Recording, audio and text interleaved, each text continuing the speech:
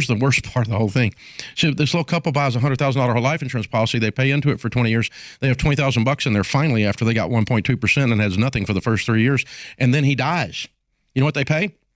They pay the life insurance. Just the premium. The face amount. What happened to the money I've been paying $95 extra to build up in my savings account? Insurance company keeps it. Not true. Dave, oh my gosh, you're so wrong here. I just showed in an illustration the death benefit grows. First year death benefit, $853,000. If this person dies in the 10th year, the death benefit grew to $923,000. If this person dies at the age of 65, there's a $1.69 million death benefit. And I already showed if they died at the age of 90, a $4,057,000 death benefit. So Dave, please stop telling people that if you have a whole life policy, that the insurance company keeps your cash value.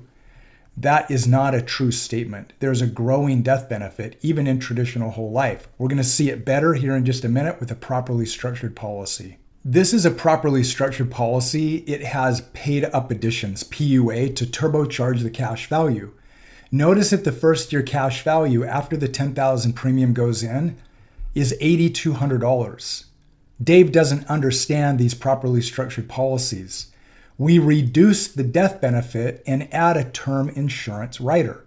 So here we have a makeup of $96,000 of whole life coverage and $193,000 of term insurance. The term insurance eventually drops off the policy, but all the person purchased here was $96,000 of whole life coverage. In 10 years, if they pass away, there's a $607,000 death benefit, even though they purchased $96,000 of whole life. At age 65, the cash value is $940,000 and a $1.6 million death benefit. So if we add up the $940,000 plus the $96,000 death benefit they purchased, let's just round it up to 100, that would be $1,040,000. But if they die, what would they actually get? Their family would receive $1.6 million. This is more than the whole life coverage and the cash value combined. At the age of 90, $3.45 million. What's the death benefit? $3.8 million.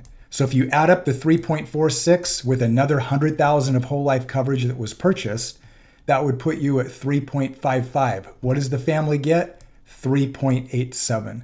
Dave is absolutely dead wrong when he says that the life insurance company keeps your cash value, not with the companies that we recommend. We only use the top mutual insurance companies in the industry. These are dividend-paying, properly structured whole life insurance policies.